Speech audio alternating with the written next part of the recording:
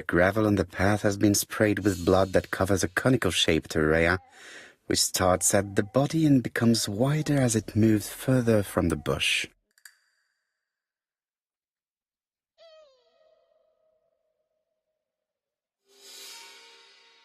An ABC guide, the murderer's customary signature, covered in blood this time.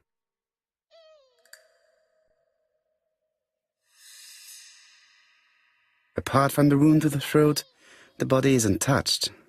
No cuts, no bruises.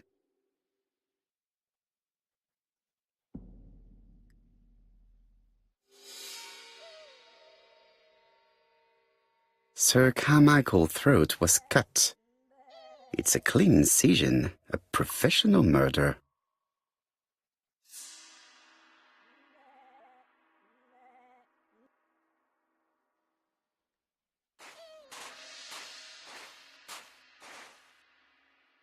Jap has emptied the victim's pockets and has laid out their contents on this piece of wax cloth.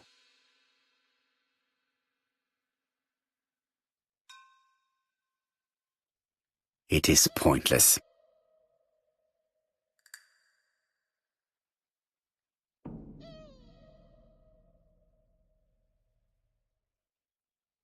A signet ring, very probably with the Clark family's coat of arms.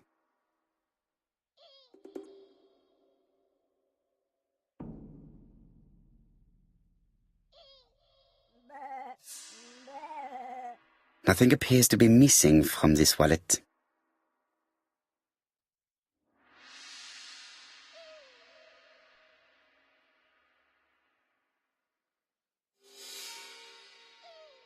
An oriental dragon.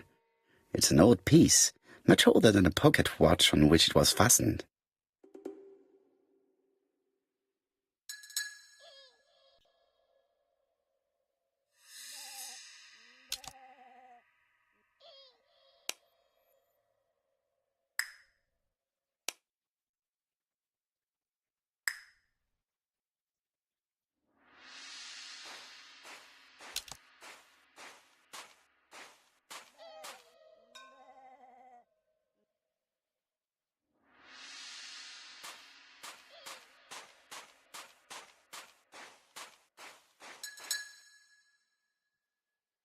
This place is very calming.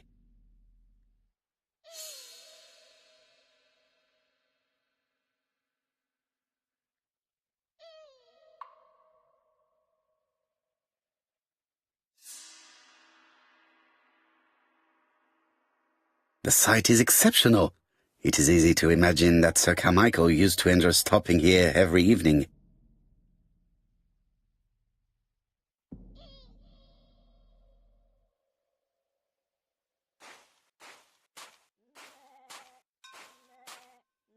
The body is just in front of a bush, one of the only bushes in the surrounding area.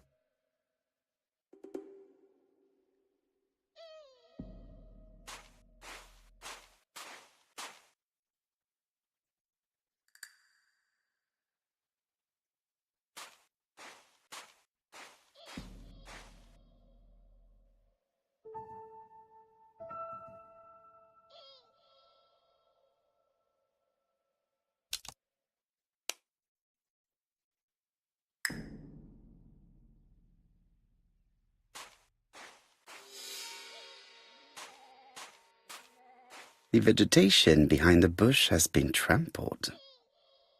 Let us now try and get our brain cells to work.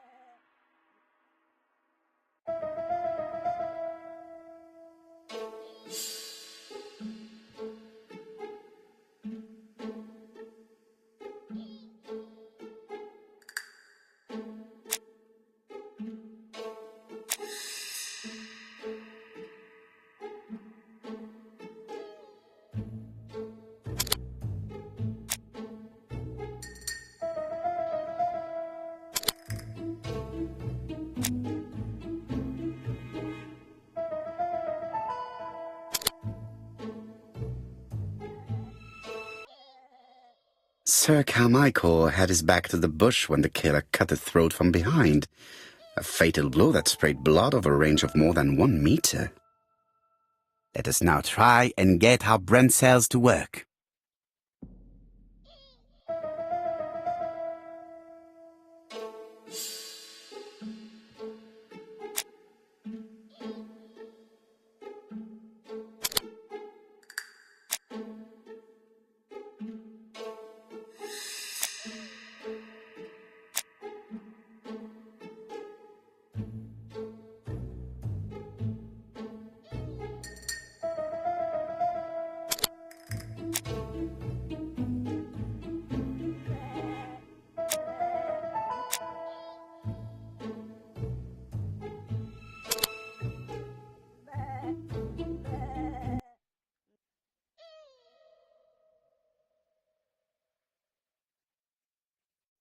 Have you finished, Poirot?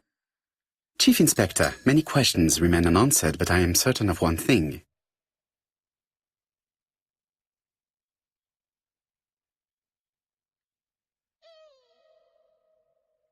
The killer has prepared his crime very carefully. Quite right. He must have known Sir Carmichael's movements well to plan such an attack.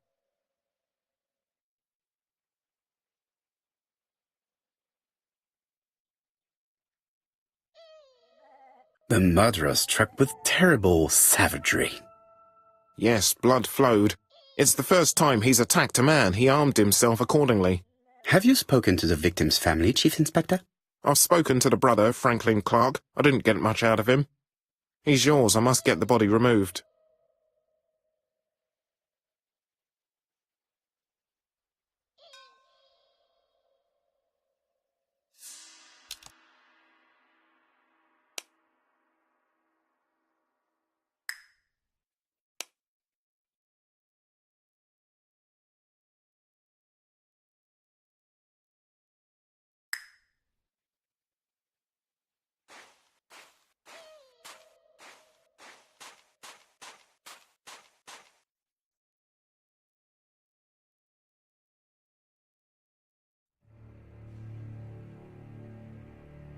To be honest, this inspector seems rather obtuse. I'm counting on your friend Poirot to catch my brother's murderer. Ah, here he is now. Please, Mr. Poirot. Mr. Poirot, this is my brother's secretary, Miss Thora Gray. Pleased to meet you, Mr. Poirot. Would you like some tea? No, thank you, mademoiselle. I find it hard to digest.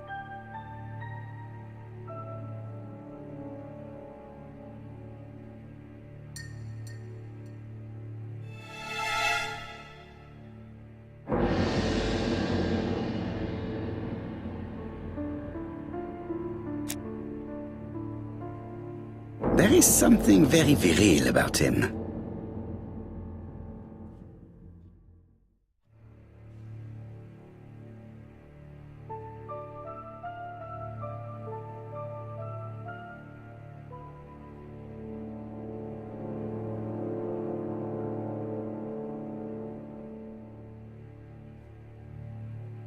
There is something very viril about him.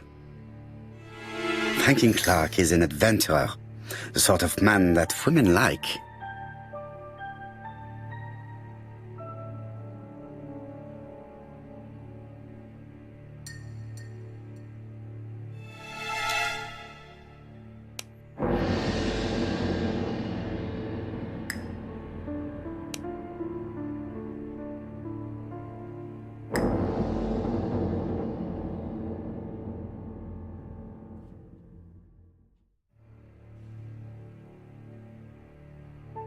It is not the right time.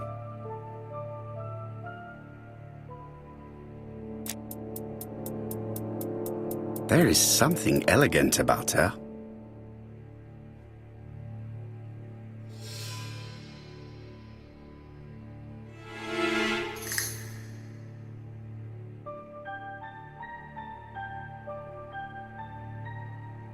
She has good taste. Except perhaps in a choice of jewelry.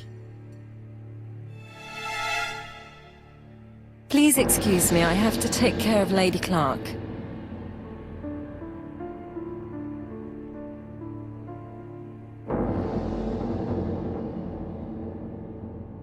My brother's wife is gravely ill.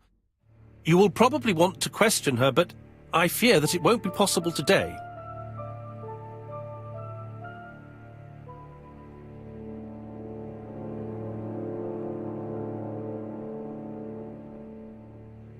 Of course, I understand. Someone set a trap for your brother. Who was familiar with his habits? Everybody knew he took his evening walk at 8:30, and that he always followed the same path.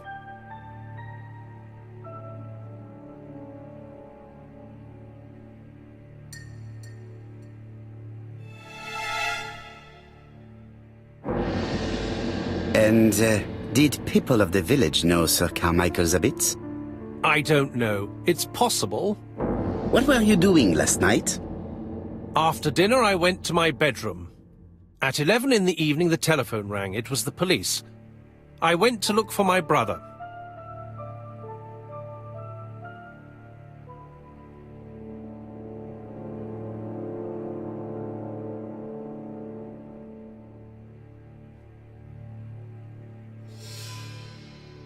Was it your favorite novel? The Railway Children by Edith Nesbit. I know it's a children's book, but it's enthralling. So it was you who found the body? Yes, along with the gardener. Have you seen any strangers around the house recently? No. As far as I know, nobody has been near the house.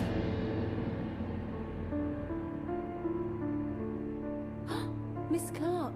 Oh, Lady Clark must have fallen from her chair. I have to help Miss Grey get her up. Hastings, while our host is gone, let's examine the drawing room. But, Poirot, a gentleman shouldn't... I take full responsibility. All you have to do is to leave the drawing room door ajar and let me know if anyone is coming.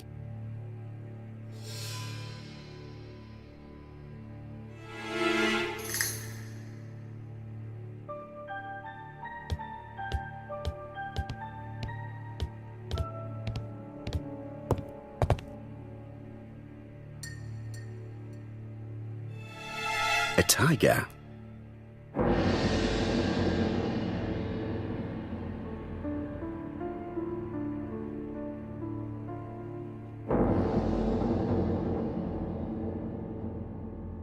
Comside's private collection, purchases since 1920. The catalogue for Sir Carmichael Clark's collection.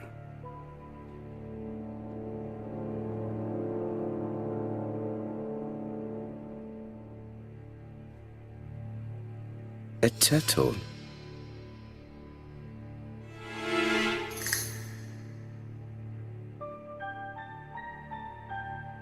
It is an emperor. His place at the center of the table is probably symbolic.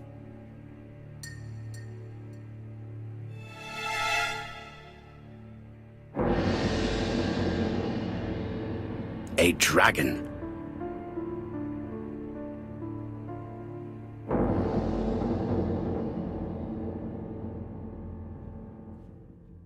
A crane?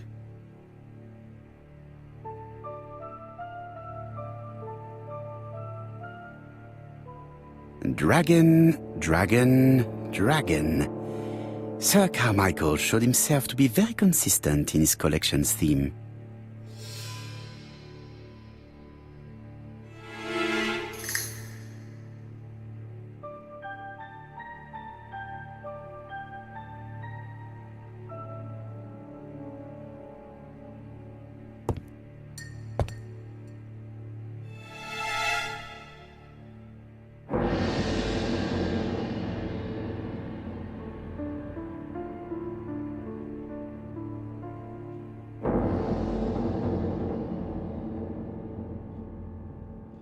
Compass, point to the south.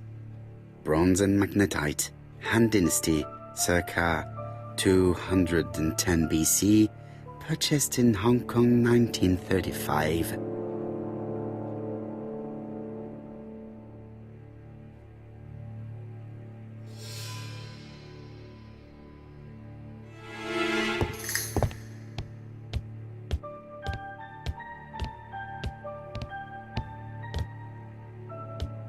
There are some very valuable objects here.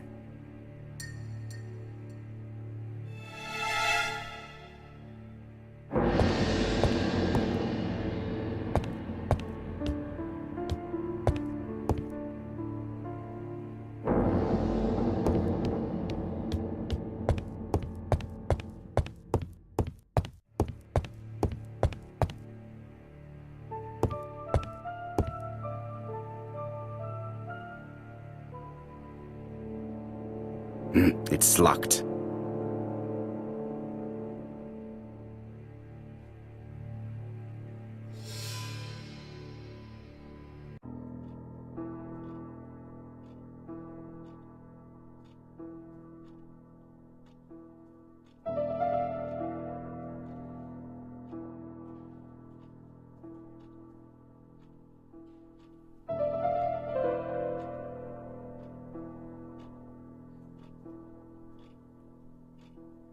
Turtle, the dragon, the crane and the tiger. I think I've already seen this motif somewhere.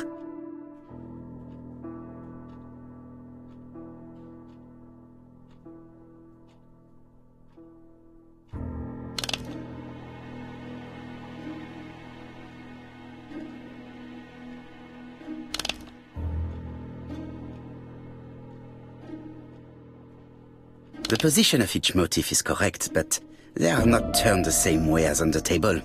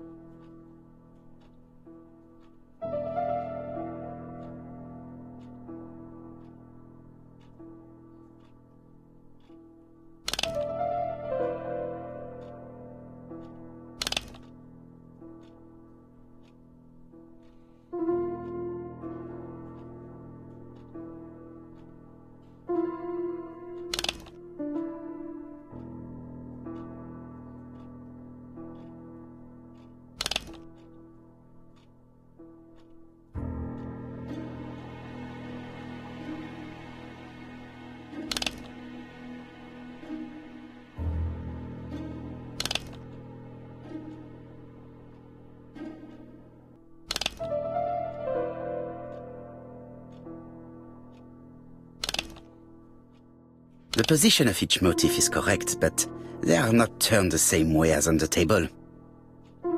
I think I heard a bang. Could it be this cupboard? This is interesting.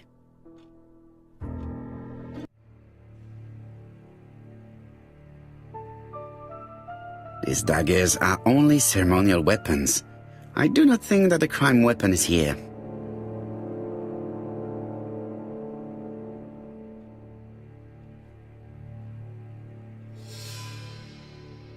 Ernest Logan, MD, Brighton Cancer Institute, 201 Dusk Road, Brighton, Sussex. To Sir Carmichael Clark, MD, Comsite Churstone, Devon. Brighton, 1935, January the 5th. As a man of science, I owe it to you to be completely frank. Lady Clark, your wife is suffering from a generalized terminal cancer. I confess I didn't suspect anything like that during the first exams.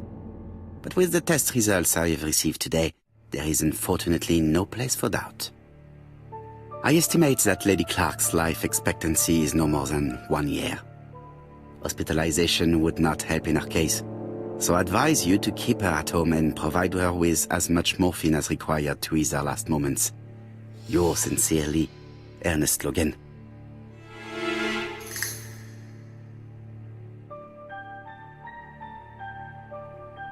Here's Miss Grey.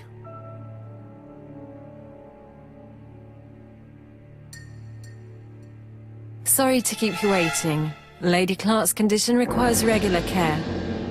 I believe you want to ask me a few questions. Indeed, mademoiselle. This porcelain is remarkable. Is it old? It's about 3 centuries old, I believe. Wait, let me find the reference.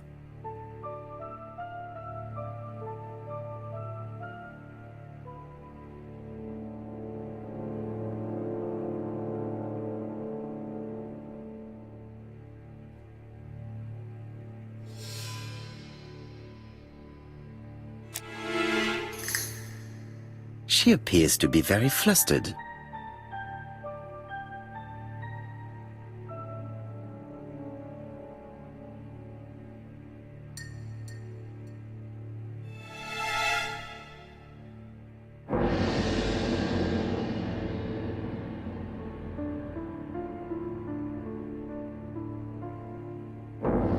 Just a minute, please, Mr. Poirot. She's unable to hide her emotion, and her makeup has been disturbed. I think that this young woman has just been kissed. Here? Teapot with black dragon, Gangxi period, end of the 17th century. It is a rare piece with unusual colours. You have a good knowledge of art history. Acquired while working with Sir Carmichael. I used to help him manage his collection and choose his new acquisitions.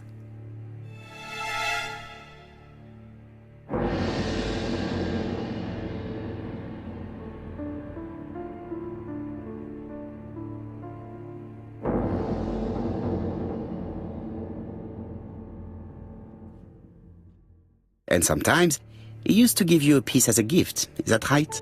Gift? What do you mean?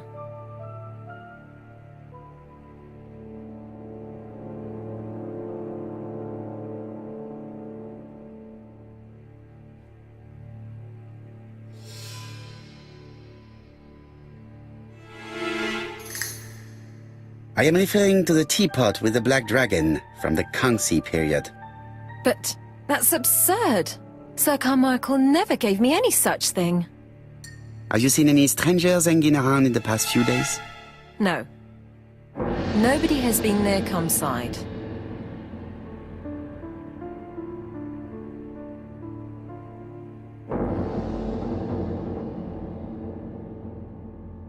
What were you doing yesterday evening at the time of the murder? I was sleeping. I was woken by the telephone at 11. I heard Franklin Clark speaking with the gardener. They left with some lanterns and they found the body.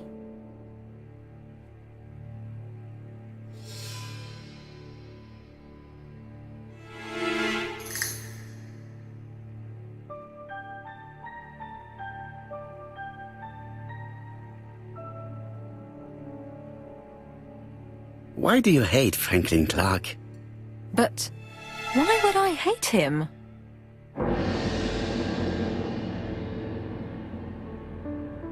Miss Grey, if I may be so bold, please do not take offence. My friend has rather unusual methods, but all he wants is to find the murderer. Yes, I understand. I must rest. Please excuse me. Earlier, you asked me to watch the living room door for you. I don't wish to be indiscreet, but sometimes a gentleman stumbles upon a secret without intending to. That is sometimes the case. And I saw Franklin Clark kissing Miss Grey at the foot of the stairs. Do you think this is a common occurrence? No, I saw emotion, intensity. I think it was their first kiss. Well done, mon ami. Well spotted. However, I don't think I completely understand this business. Why did Sir Carmichael not defend himself? He appeared to have been active and strong. The murderer did not give him a chance. Let us try and reconstruct the scene.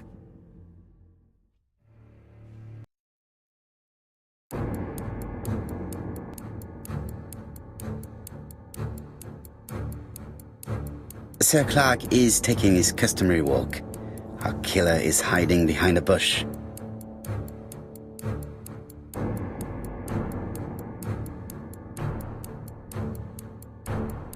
The old man walks quietly along the gravel path.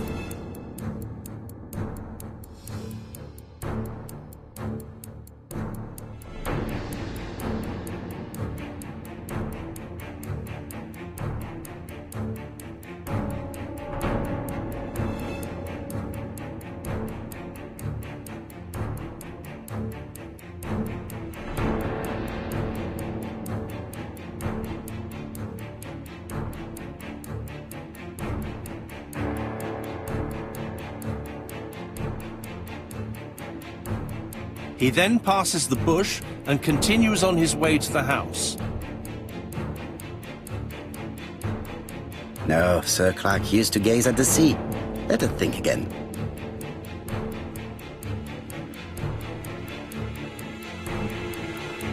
Sir Clark is taking his customary walk. Our killer is hiding behind a bush. The old man walks quietly along the graveled path.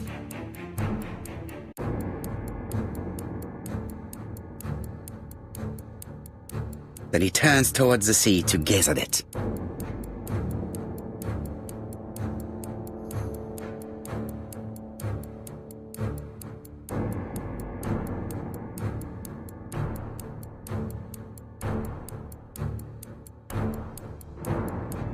The killer leaves his hiding place on the right-hand side. He approaches silently over the grass.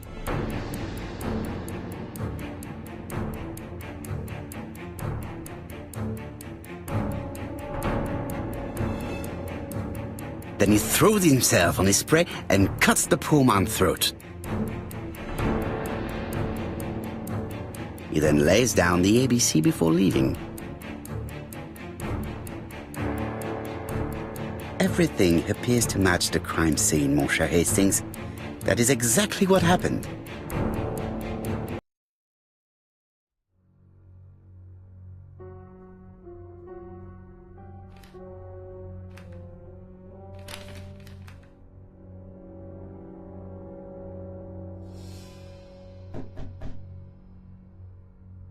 Oh, just a minute. I'm getting dressed.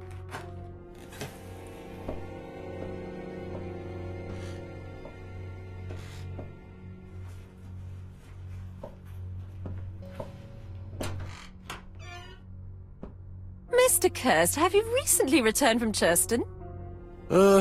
Yes, indeed I have. Have you seen the papers? And to think that you might have rubbed shoulders with the killer. Imagine that. Mr. Kirst, are you all right? You don't seem well. My apologies. My throat is burning and my head feels heavy. It's ever since the war, you know. Since my injury, my head has never been the same.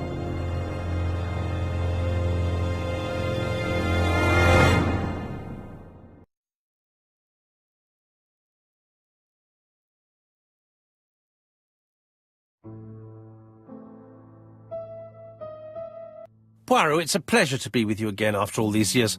I looked for a gift to thank you, and I found this propelling pencil. An authentic collector's item. You spoil me, mon ami. And you more so by sharing investigations. Do not underestimate the help you are to me, Hastings. Intellect is not everything. There is also goodwill, and you are not short of that. Later, I will ask you to help me tidy up the room and bring some chairs. Our guest will be here soon. Ah, is Thora Grey coming? Naturally. She is a fascinating young woman, n'est-ce pas? Oh, come on, Poirot. I'm a married man. And Miss Grey has already been courted by Franklin Clark. Poirot, our guests will be here soon. We must prepare ourselves.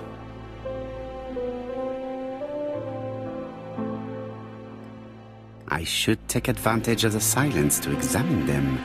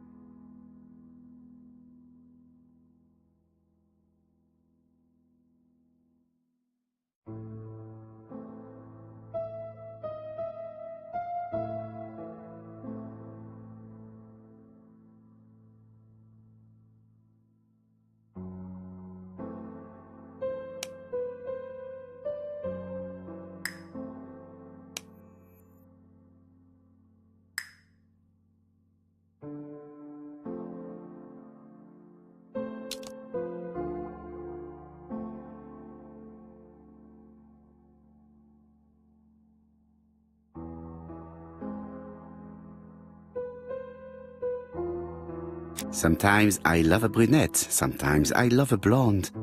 That's what the song says.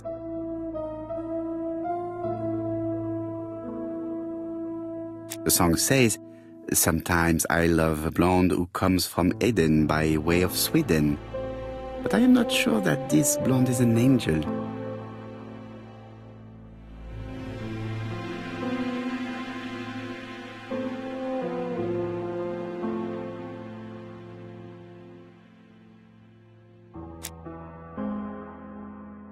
Donald is always on edge.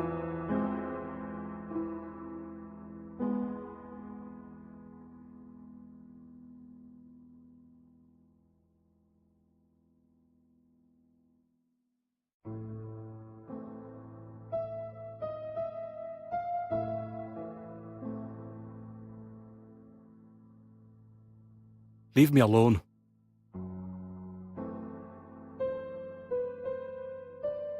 Donald Fraser is very nervous at the moment, even if he is trying hard to control himself.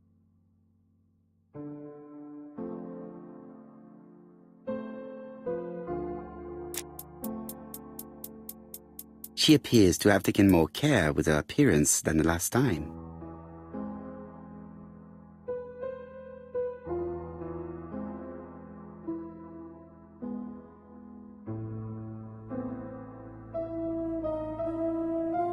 She's looking at Mr. Fraser out of the corner of her eye.